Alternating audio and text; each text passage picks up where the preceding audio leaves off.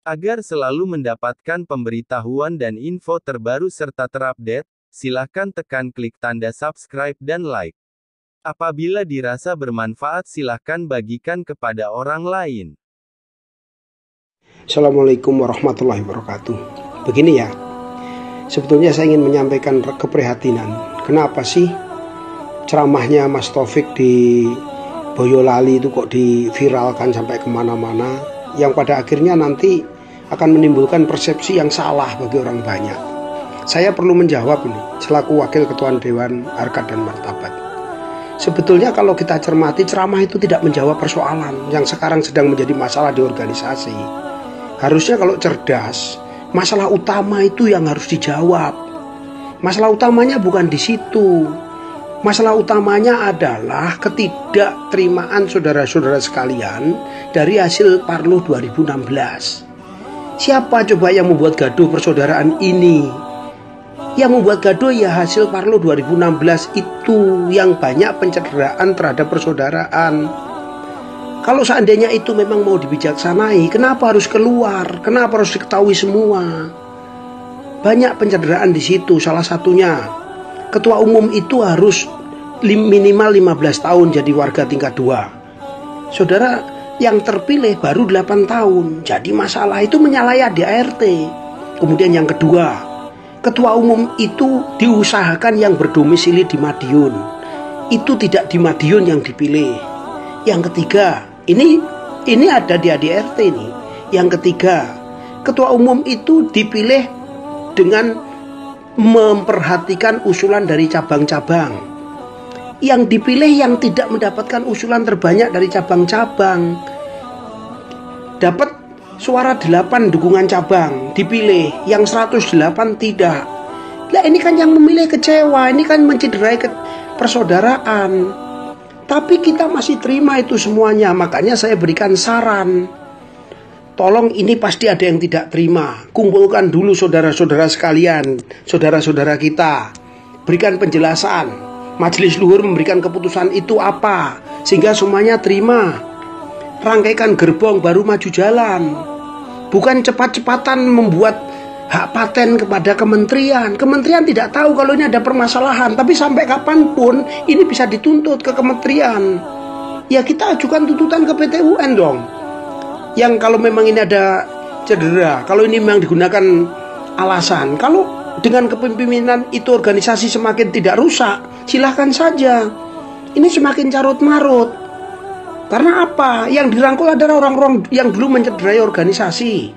Sehingga tindakan-tindakan yang dipilih juga perlu jawaban saudara-saudara sekalian. Saat parapatan luhur 2017 diundang tidak ada yang hadir. Harusnya hadir, dijelaskan. Yang menentukan parapatan luhur 2017 itu adalah orang-orang yang ikut parapatan luhur 2016. Orangnya juga tetap itu.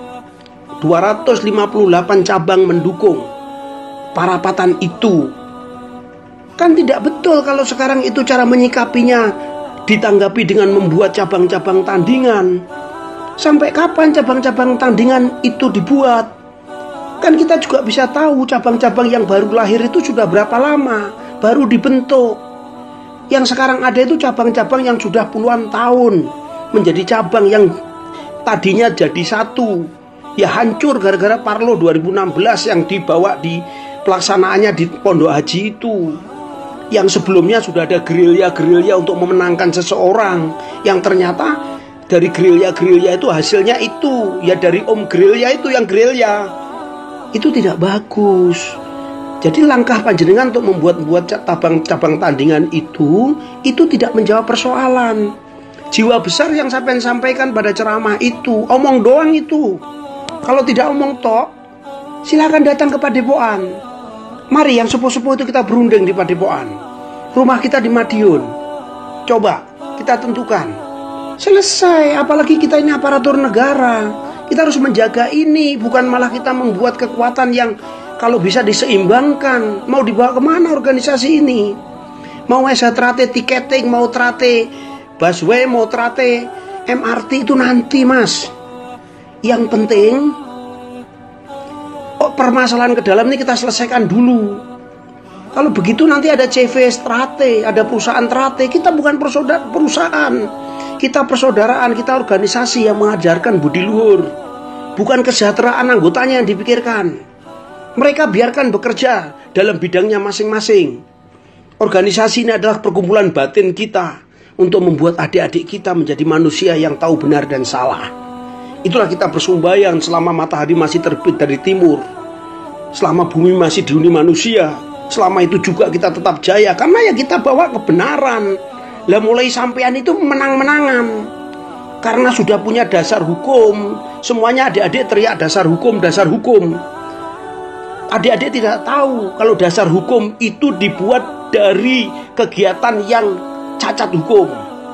Kalau memang benar yang mulia itu bertanggung jawab, kenapa kertas suaranya dibakar?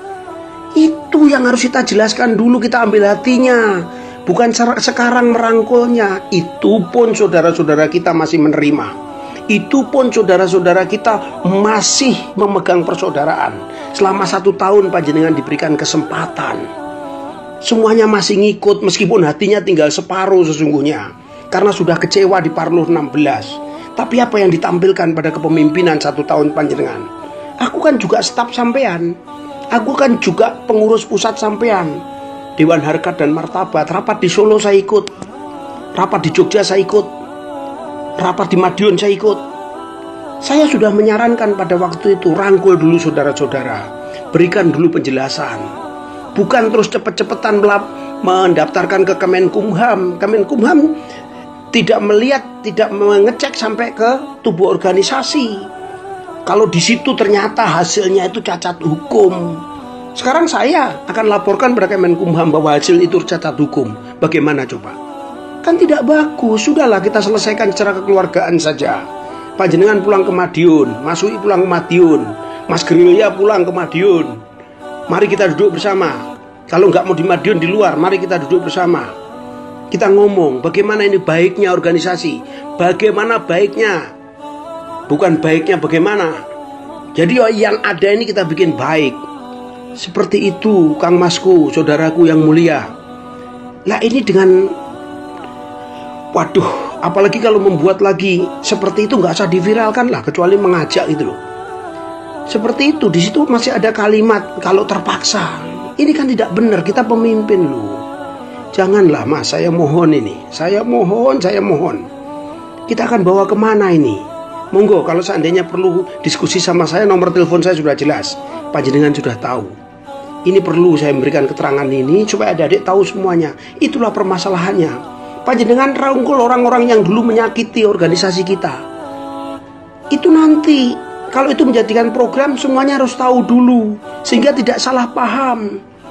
Satunya salah, satunya paham. Harusnya seperti itu. Siapa sekarang yang mendukung sampean?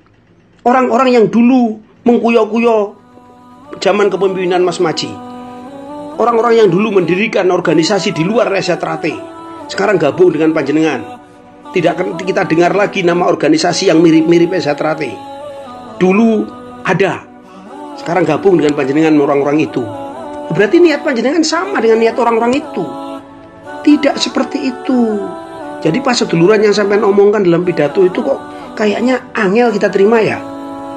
Atau mungkin saya nggak nyambung. Demikian.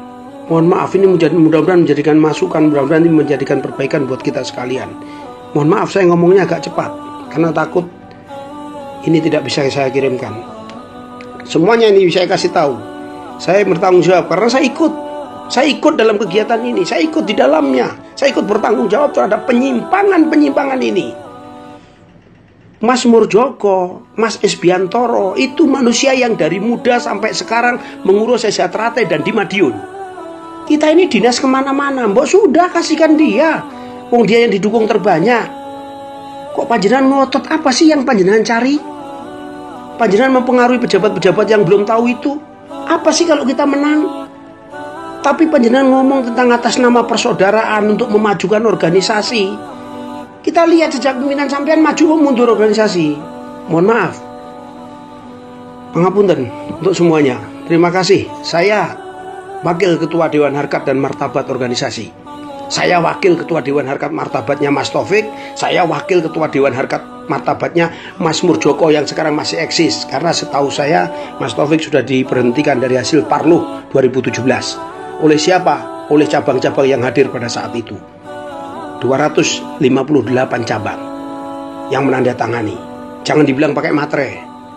Itu datang ke Madiun dengan biaya sendiri. Terima kasih. Wassalamualaikum warahmatullahi wabarakatuh. PSHT Kabang Kabupaten Bekasi Pusat Madiun.